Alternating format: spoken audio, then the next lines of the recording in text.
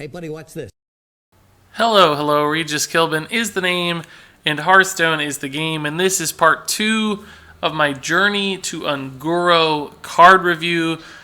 There was just a brand new stream that revealed 11 new cards from the upcoming expansion. I've got 6 of those cards in this review. I'll cover the rest in part 3 of my review, but this time around I actually have a few new legendaries and even some cards that synergize with those legendaries. So this is going to be a pretty exciting review as far as what's to come in the world of Hearthstone. I think we're going to see some cards that are definitely going to shake up the meta. So without any further delay, let's go ahead and jump into the first of those cards. This is the new Warlock quest. I'll just review quests real quickly since it's been a while since my last review and since we saw the last batch of cards. Quests essentially are 1 mana spells, legendary spells in fact, that will always start in your opening hand, and you can mulligan them away if you want, but they're going to be in your mulligan available, so you can guarantee a turn 1 quest. That'll put you on a quest. You have to meet the condition of the quest, and then you get a reward. Specifically, with the new Warlock quest, Lakkari Sacrifice, this one you have to discard 6 cards, and your reward is a Nether Portal. And here on the screen you can see that Nether Portal. It's another spell that's rewarded to you, and that allows you to open a permanent portal that summons 3/2 imps. So now what this is a new, essentially it looks like a minion that will spawn on the board. It's something we've seen in like Tavern Brawls before and in Adventures, I think with Sherazin in particular. We saw portals that were permanently on the board. They can't be attacked, they can't be silenced, they can't be dispelled. They're always there. And that portal, at the end of every turn, is going to summon 2 3/2 imps. So 1 on each side, which will have positioning implications, but 1 imp will be on each side. Now, the portal does take up a minion slot, so you'll only be able to have 6 other minions, but that's just so nuts that I don't think that's relevant, because getting free 3/2 imps every turn is just crazy. Now, a lot of people would say, yeah, but that's a pretty slow play because it costs 5 mana to summon your portal. But, I mean, ultimately, you're going to spend 5 mana, and at the end of that turn, you're still going to get 2 3/2 imps. So you're going to get like 6/4 in stats for 5 mana. That's not a totally inefficient play. It's probably not the best play ever, granted. But it's like playing 2 average 2-drops for 5 mana. So it puts you just very, very slightly behind in tempo, but gives you a huge advantage throughout the course of the game. I mean, basically your opponent is going to have some sort of area of effect removal constantly to deal with that, or be able to produce more value on their side of the board to consistently trade, or just simply be able to kill you right off the bat. Now, of course, the elephant in the room is getting to that point. If you get the portal down and the game is going to last for 4 or 5 turns longer, 10 turns longer, you're probably going to win, because that's just sort of inevitable value that just keeps piling up, and you can just overwhelm your opponents, because you're not only going to get free minions each turn, you're still going to be able to play cards and draw cards as a Warlock is wont to do. But getting that far, as far as discarding 6 cards is concerned, that does feel like a pretty big punishment. I mean, that basically means that if you have a 30-card deck, it's instantly reduced to 24 if you want to meet the condition of this quest. Not to mention, you probably have to run even more discard cards to get that far. So you might be reducing your deck by 10, 12 cards, and in a sort of attrition matchup with Nether Portal, that actually becomes a concern. You're going to be sacrificing your health and your card resources to get Nether Portal realized, and if you're trying to play a long game, that could actually have an impact. Now, Discard Zoo in particular, is really the only kind of Warlock we've seen heavily utilize the discard mechanic for advantages, with things like Silverware Golem to summon the minion for free, and Malkazar's Imp to draw more cards. That has been a relatively popular and powerful deck, and this certainly seems to fit that mentality. The question is Zoo, as we understand it now, a little bit too aggressive? I actually don't know that it is. It might still work with Lakkari Sacrifice, just because it gives you that ultimate bailout tool with Nether Portal. If you go all in on discard stuff and just throw away cards left and right, you are going to get this really nice reward. So I think it might work in a traditional Zoo build, but certainly it seems like you could shift your Zoo build a little bit more towards mid-range. We've even seen stuff like Reno Zoo already do this to some extent. But if you shifted it a little bit mid to late game oriented as opposed to more aggressive like traditional zoos, then it seems like Lakkari Sacrifice would help you meet this condition, or that deck would help you meet the condition of Lakkari Sacrifice even easier. And on that note, there's actually a card that was revealed alongside Lakkari Sacrifice that will help you do exactly that. And that card is the second card in this review, the Lakkari Felhound. This is a new Warlock minion, a 4-mana, 3/8 taunt, which is awesome. So that's like a Sinjin Shieldmaster with 3 extra health. But it has a battle cry that you discard 2 of your cards. So this card would maybe almost be playable in certain scenarios anyway in a discard zoo lock kind of world. But as you consider it in the context of Lakkari Sacrifice, it starts to make a lot of sense, particularly because this is a little bit slower and more defensively oriented than you might see from many Zoo cards. Zoo never really ran Sinjin Shieldmaster, for instance, but a discard mid-range Warlock could find a lot of love for Lakkari Felhound, because it just slows down your opponent to give you enough time to get to your Nether Portal and start extracting that continuous turn after turn value without being dead, because this is a taunt that will trade into the board really efficiently. It also just jumpstarts your discards because there's 2 right here, right off the bat. So this and a Doomguard have you 2/3 of the way to your Lakkari, right? So you could get there very, very quickly with this kind of card without sacrificing perhaps too much. So, you know, this might also summon you 2 Silverware Golems, which would be absolutely insane, right?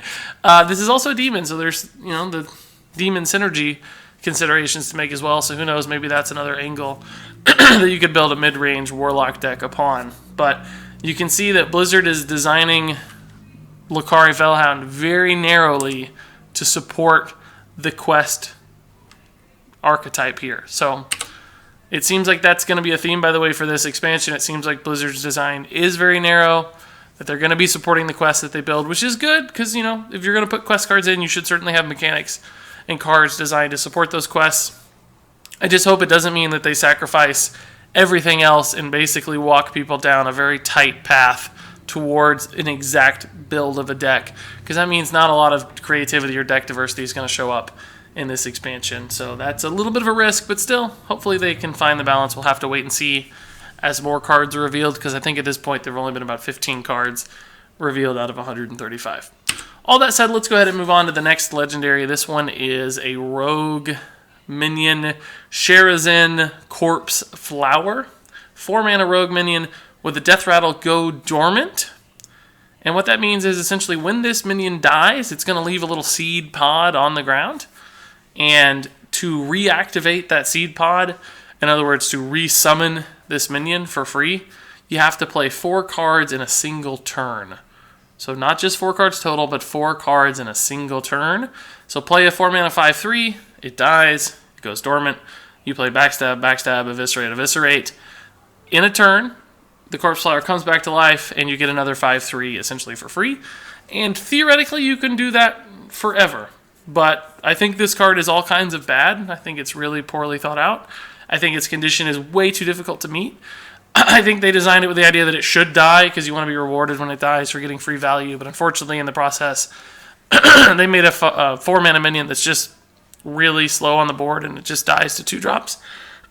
Excuse me, I'm losing my voice. So they gave you a minion that's just really susceptible to trades or removal of any sort. And then they gave that minion a really difficult condition to return it to life. So it's not like you're going to be bringing this thing back every turn, because you simply aren't going to have enough cards in your hand to do that. Now, maybe with things like Gadgetzan Auctioneer, there's some shenanigans where you could pull off 4-card combos multiple turns in a row, but Gadgetzans don't tend to live multiple turns in a row. And even if you did, you're just getting a free 5/3 every turn, which I don't think is going to be that significant. It's kind of AoE fodder, removal fodder, cheap trade fodder. So I don't see the world in which Sherazin the Corpse Flower actually makes a lot of sense. I don't understand the kind of deck it would work in. I think it's just too weak, too hard to pull off. And even when you do pull it off, I just don't think there's that much value.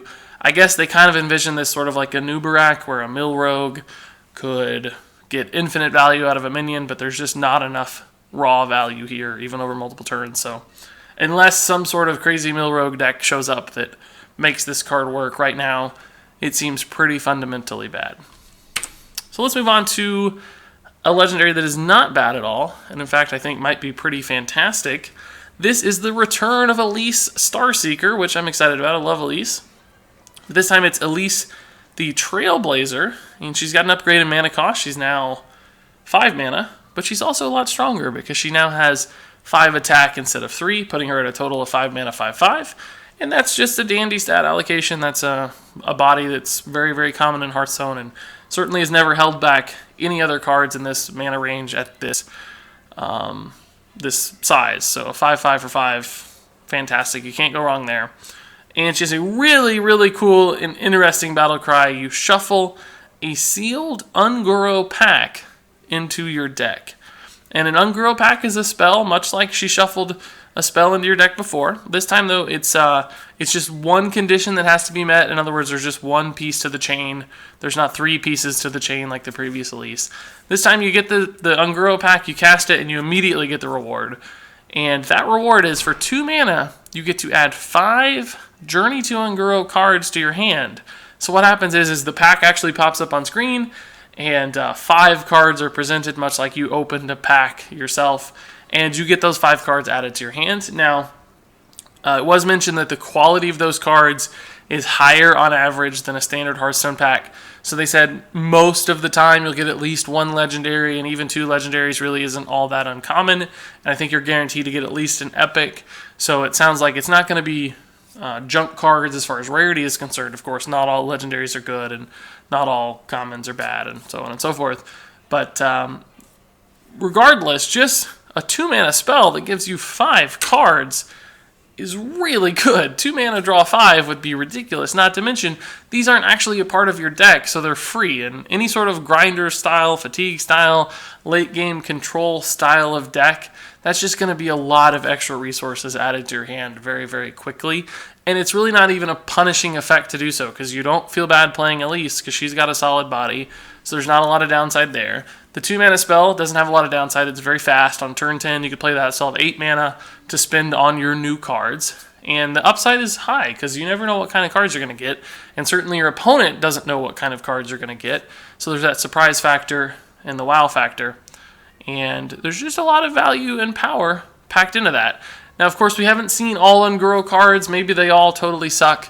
And on average, UnGoro packs won't give you much of a return. But I'm thinking of this as sort of a really cheap, efficient Kabbalist tome in some ways. In Kabbalist tome, any sort of late game Reno mage loves to run Kabbalist tome just because it's that instant extra resources in your hand. And UnGoro pack could be that basically for everybody. So it's going to be minions a lot of the time, which aren't as good as spells, granted. But still, on average, you should win out from playing this. It's going to give you a lot of flexibility, a lot of options, and a lot of extra resources, which are all very good things. So I think Elise is going to find a home. I think she's going to be good in late game style decks. So let's move on to yet another legendary. This time it is the new Hunter legendary, Swamp King Dred, 7 mana, 9/9. It's a beast, of course, because it's a dinosaur, and this guy has a really cool effect. After your opponent plays a minion, attack it. So that works exactly as it sounds. If you play this guy first, the next minion that your opponent plays, Swamp King Dred will essentially counterattack it instantly. So you don't have to cue the attack. It happens on your opponent's turn. It's almost like a minion snipe. The way snipe as a secret works, it instantly happens when your opponent plays a minion, except this time it's a 9 damage snipe. So there's all kinds of implications there. In a lot of ways, this is a really cool defensive card because it's sort of like a super taunt. You know, taunt right now forces the opponent to attack through it, but this happens instantly. So as soon as they play that minion, this guy's going to go try to kill it, and most of the time, of course, it will kill it because most things don't have 9 or more health. But there are some risks or some downsides there. For instance, like Divine Shield minions could tear apart Swamp King Dred without him really ever making efficient trades.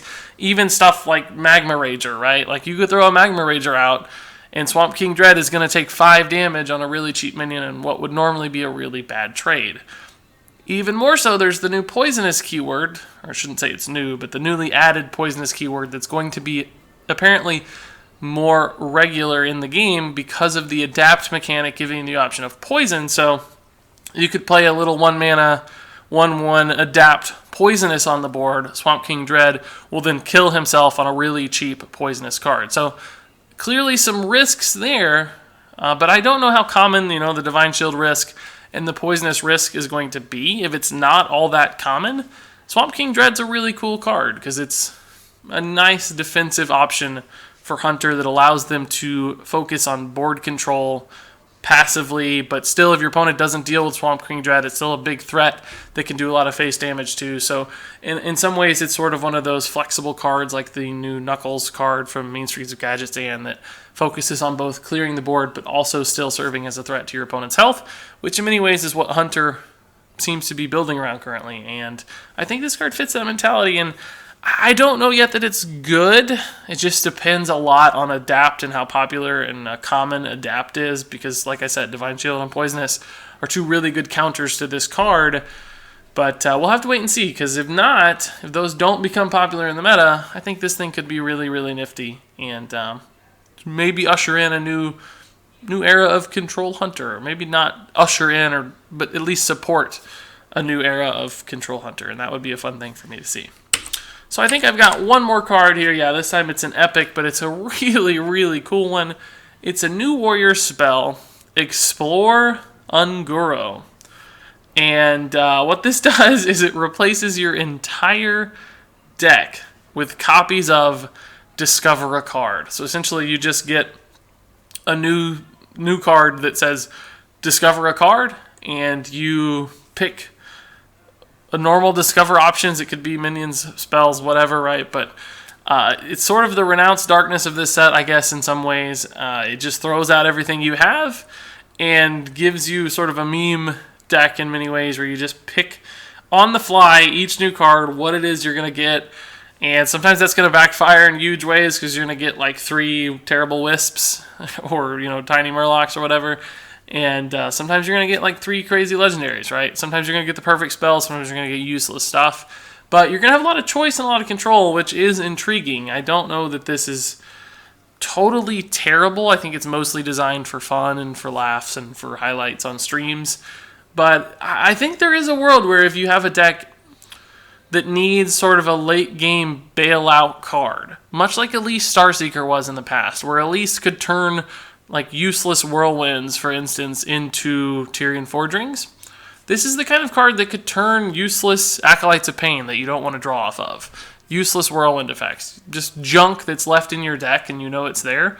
If you've got all your good cards, if you've got your Grom and you've got your Rag and all that stuff, this will replace your deck with potential. Instead of stuff you know is really, really bad, there's at least going to be some potential. So who knows? Maybe you throw one of these in as just that bailout in a deck that has a lot of early game answers but still wants some sort of control option in the late game. So don't totally throw this one out just yet. I think it has a glimmer of potential, just a small, tiny hope that it's actually halfway decent.